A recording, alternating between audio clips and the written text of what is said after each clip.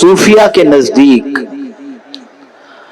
مرد وہ نہیں ہے جو کثرت عبادت کے اندر اپنے لمحات گزارے، بلکہ صوفیہ کے نزدیک مرد وہ ہے جو اپنے دامن کو گناہوں سے بچائے۔ اس لیے کہ یہ بات اچھی طریقے سے ذہن میں محفوظ کر لیں کہ نیکی کرنا آسان ہے، لیکن گناہ سے بچنا بہت مشکل ہے۔ گناہ میں اتنی کشش ہوتی ہے، اتنی طاقت ہوتی ہے، اتنا اس کے اندر پولنگ پاور ہوتا ہے کہ آدمی نہ چاہتے ہوئے بھی اپنے وجود کو گناہوں سے آلودہ کر لیتا ہے، اور اس کے بعد اس کی زندگی دنیا کے اندر بھی بے اطمینانی کی شکار ہوتی ہے، اور ایسا گناہ آلود انسان قبر اور حشر کے اندر بھی پشیمانی کا سامنا کرنے کے لیے تیار ہو جاتا ہے۔ گناہ کبھی انسان کو عزت نہیں دیتا، گناہ کبھی انسان کو طاقت نہیں دیتا، گناہ کبھی انسان کو حوصلہ نہیں دیتا، گناہ کبھی انسان کو قوت نہیں دیتا، گناہ کبھی انسان کو آبرو نہیں دیتا۔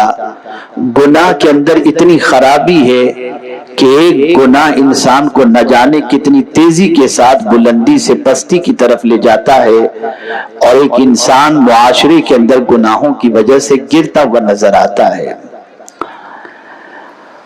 سوال یہ پیدا ہوتا ہے کہ آپ میں کا کوئی شخص یہ سوال پوچھ سکتا ہے کہ حضرت آپ گناہ سے بچنے کی بات تو کرتے ہیں، لیکن موجودہ دور کے اندر گناہوں کے سلسلے میں دعوت گناہ دینے والے ذرائع اتنے پیدا ہو چکے کہ اپنے آپ کو گناہ سے بچانا مشکل ہے۔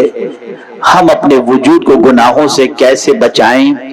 کوئی فارمولا ہو تو بتائیں، کوئی نسخہ ہو تو بتائیں۔ تو میں میرے پیارے آقا صلی اللہ علیہ وسلم کے پیارے دیوانوں، میں کچھ باتیں آپ کی سماعتوں کے حوالے کرنا چاہوں گا، آپ اسے اچھی طریقے سے ذہن کے اندر محفوظ کر لیں، تاکہ جب یہ چیزیں آپ کے دل و دماغ کے اندر محفوظ ہو جائیں گی تو جب کبھی شیطان، جب کبھی نفس آپ کو گناہ کی دعوت دے گا اور آپ کی نگاہوں میں یہ آیات ہوں گی، یہ اللہ کا فرمان ہوگا، تو انشاءاللہ العظیم آپ اپنے وجود کو گناہوں سے بچانے کی کوشش کریں گے۔ ہر مسلمان یہ جانتا ہے کہ موت برحق ہے، اور ہر مسلمان یہ بھی جانتا ہے کہ مرنے کے بعد اٹھایا جانا ہے۔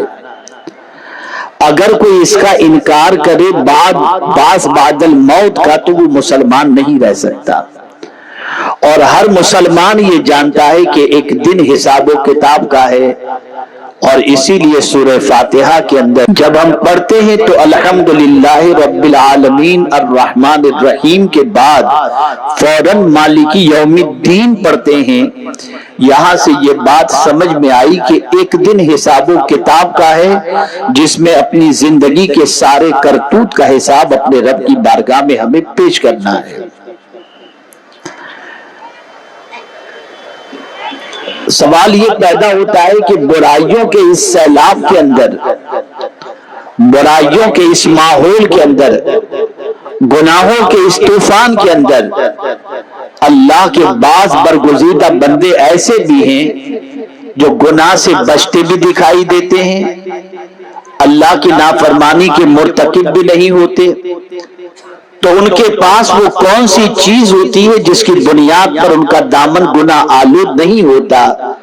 کوئی تصور تو ان کے ذہن میں ہوگا کہ عام انسان کے پیر پھسل جاتے ہیں، اللہ والے گناہ سے بچتے بھی ہیں اور گناہ سے بچاتے ہوئے بھی نظر آتے ہیں۔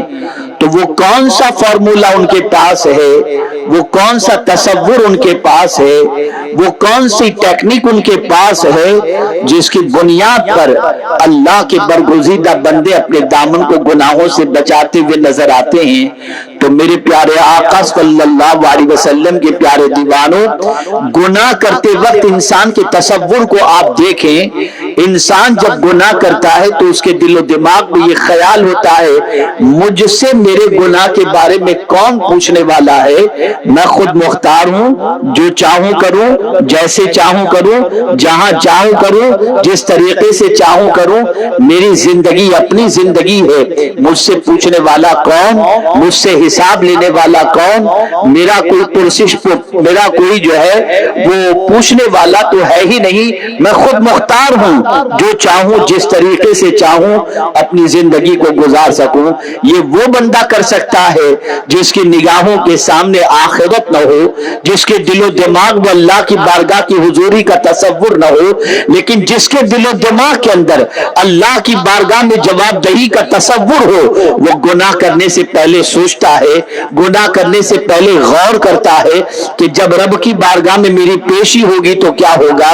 میں نے جس آیے کریمہ کی تلاوت کا شرف حاصل کیا اس میں آپ کو ایک عظیم پیغام اللہ عز و جل کی جانب سے رب قدیر جل جلالہ نے عطا فرمایا ہے، اور وہ پیغام یہ ہے: اے گناہوں کی طرف قدم بڑھانے والوں، تم اگر یہ تصور کرتے ہو کہ تمہارے گناہ ریکارڈ نہیں کیے جاتے، تمہارے گناہ تمہارے سامنے پیش نہیں کیے جائیں گے، اور قیامت کے دن تمہیں ہماری بارگاہ میں حاضر نہیں ہونا اور تمہیں حساب نہیں دینا، تو قرآن کہہ رہا ہے وَوُضِعَ الْكِتَابُ فَتَرَى الْمُجْرِمِينَ مُشْفِقِينَ مِمَّا فِيهِ. قرآن کہتا ہے اور اعمال کی کتاب سامنے رکھ دی جائے گی.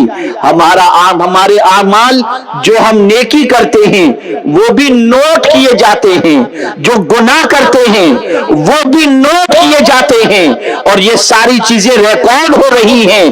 کوئی بھی چیز ایسی نہیں جو اللہ کی کتاب کے اندر محفوظ نہ ہوتی ہو. اعمال نامہ یہ بہت عظیم چیز ہے، ہماری ایک ایک چیز ریکارڈ ہو رہی ہے. اللہ ارشاد فرماتا ہے قیامت کے دن بندے کے سامنے اس کے اعمال نامے کو رکھ دیا جائے گا، اس کی کتاب کو رکھ دی جائے گی، اور بتایا جائے گا کہ بندے یہ تیرا اعمال نامہ ہے. اور پھر رکھا ہی نہیں جائے گا، بندے کے سامنے رکھ کر بندے سے کہا جائے گا اقرا کتابک، اپنے اعمال نامے کو پڑھ. پتہ چلا ہمارا ایک ایک لفظ ریکارڈ ہو رہا ہے، ہماری نیکیاں ریکارڈ ہو رہی ہیں، ہماری برائیاں محفوظ ہو رہی ہیں، اعمال نامے کے اندر درج ہو رہی ہیں. اب قیامت کے دن جب رب قدیر بندے کے سامنے اس کے اعمال نامے کو رکھے گا تو بندے کی پوزیشن کیا ہوگی؟ دیکھیے قرآن نے اس پر سے پردہ اٹھایا اور ارشاد فرمایا فَتَرَى الْمُجْرِمِينَ مُشْفِقِينَ مِمَّا فِيهِ. چنانچہ تم مجرموں کو دیکھو گے کہ وہ اس کے مندرجات سے خوف زدہ ہوں گے. جب ان کے سامنے اعمال نامہ رکھا جائے گا اور اعمال نامے کے اندر ان کے کرتوت کو وہ خود دیکھیں گے تو قیامت کے دن مجرمین، گناہ کرنے والے، جرم کرنے والے، گناہ کرنے والے، اللہ کی نافرمانی کرنے والے خوف زدہ ہو جائیں گے. اور پھر خوف زدہ ہو کر کیا کہیں گے؟ جب اس قول کو آپ سنیں گے تو آپ کی عقل دنگ رہ جائے گی. قرآن کہتا ہے فَيَقُولُونَ يَا وَيْلَتَنَا مَا لِهَذَا الْكِتَابِ لَا يُغَادِرُ صَغِيرَةً وَلَا كَبِيرَةً إِلَّا أَحْصَاهَا. اور کہہ رہے ہیں کہ ہائے ہماری بربادی، یہ کیسی کتاب ہے جس نے ہمارا کوئی چھوٹا گناہ بھی نہیں چھوڑا اور کوئی بڑا گناہ بھی نہیں چھوڑا.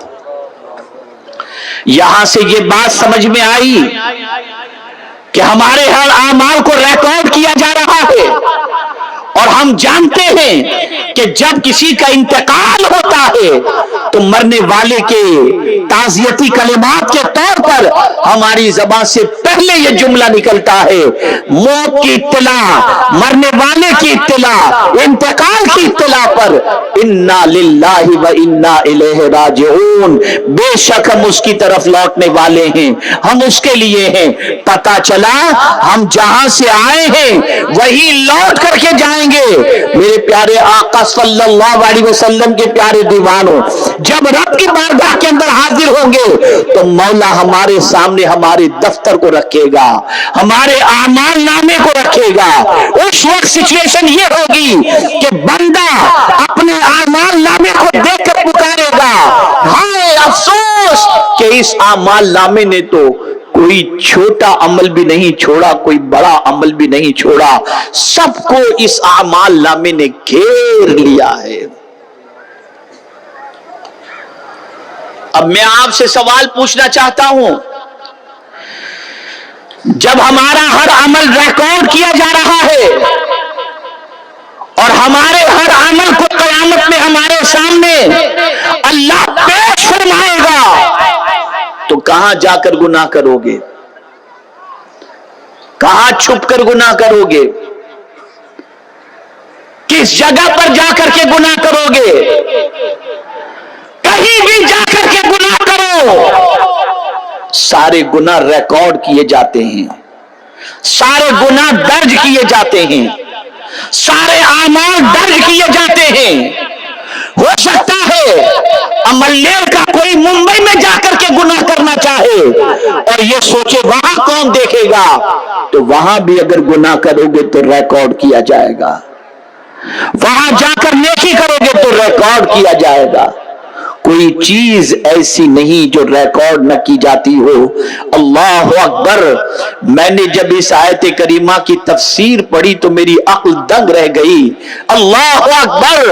رحمت عالم، نور مجسم، فخر آدم و بنی آدم صلی اللہ علیہ وسلم نے ام المؤمنین حضرت عائشہ صدیقہ رضی اللہ تعالی عنہا سے فرمایا، اے عائشہ، چھوٹے گناہ سے بھی بچتے رہو، اس لیے کہ قیامت کے دن یہ بھی اللہ کی بارگاہ میں پیش کیے جائیں گے۔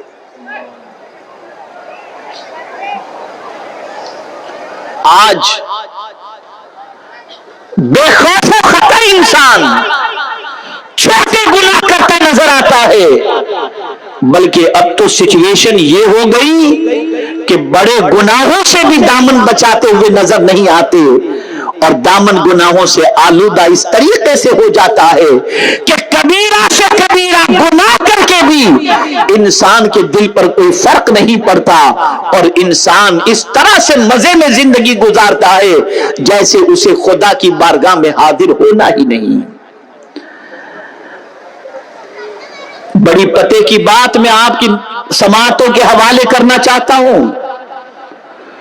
کچھ لوگ اس تصور سے گناہ کرتے ہیں کہ ہماری عمر کیا ہے، ہم تو جوان ہیں، ابھی ہم گناہ کر لیں، کہ جوانی کے ختم ہونے کے بعد گناہ کی لذت کیسے حاصل ہو سکتی ہے، اور انسان گناہ میں ڈوب جاتا ہے۔ لیکن جانتے ہیں آپ، ایک بزرگ سے کسی شخص نے پوچھا، حضور نیکی کرنے کے لیے سب سے اچھا دن کون سا ہے؟ نیکی کرنے کے لیے سب سے اچھا دن کون سا ہے؟ وہ بزرگ فرماتے ہیں، موت سے ایک دن پہلے۔ موت سے ایک دن پہلے وہ بندہ اس بزرگ سے عرض کرتا ہے کہ حضور موت کی تو خبر ہی نہیں، کب آئے گی؟ جب موت کی خبر ہی نہیں کہ کب آئے گی تو اس سے ایک دن پہلے کی خبر کیسے ہوگی؟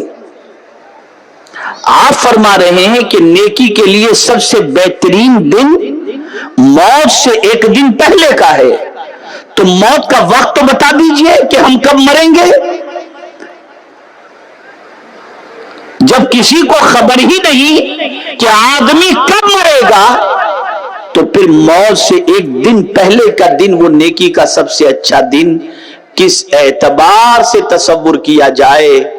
تو وہ بزرگ فرماتے ہیں، جب تجھے معلوم ہی نہیں کہ موت کب واقع ہوگی تو ہر دن نیکی کرتا چلا جا، جب بھی موت واقع ہو تو وہ تیری زندگی نیکیوں میں گزرنے والی بن جائے۔ ہم نے تو دن مخصوص کر لیے نیکی کے، शब मेराज नेकी करेंगे, शब बारात नेकी करेंगे, जुम्मा के दिन नेकी करेंगे, लेकिन बुजुर्ग फरमाते हैं मौत से एक दिन पहले, और हमने कहा कोई नहीं जानता कि हमारी मौत कब वाक़ई होगी, इसलिए ए रसूल आजम सल्लल्लाहु अलैहि वसल्लम के दीवानों, अल्लाह अज़्ज़ व जल्ल की फरमाबरदारी हर दिन किया करो, और हर दिन गुनाहों से बचो, और हर दिन नेकी की तरफ अपने कदम को बढ़ाने की कोशिश करो। मेरे प्यारे आका सल्लल्लाहु ताला अलैहि वसल्लम के प्यारे दीवानों, उम्मीद है आपको ये बयान पसंद आया होगा। तो वीडियो को लाइक करें और अपने दोस्तों में, रिश्तेदारों में शेयर जरूर करें, ताकि उनके अमल में इजाफा हो सके और सवाबेदार हासिल कर सके। और अगर आप हमारे चैनल पर नए हैं तो चैनल को सब्सक्राइब जरूर कर ले और ऑल के बटन पर क्लिक कर दे, ताकि हमारे आने वाले वीडियो का नोटिफिकेशन आप तक पहुँच सके। तो मिलते हैं अगली वीडियो में। अस्सलामु अलैकुम व रहमतुल्लाहि व बरकातुहू।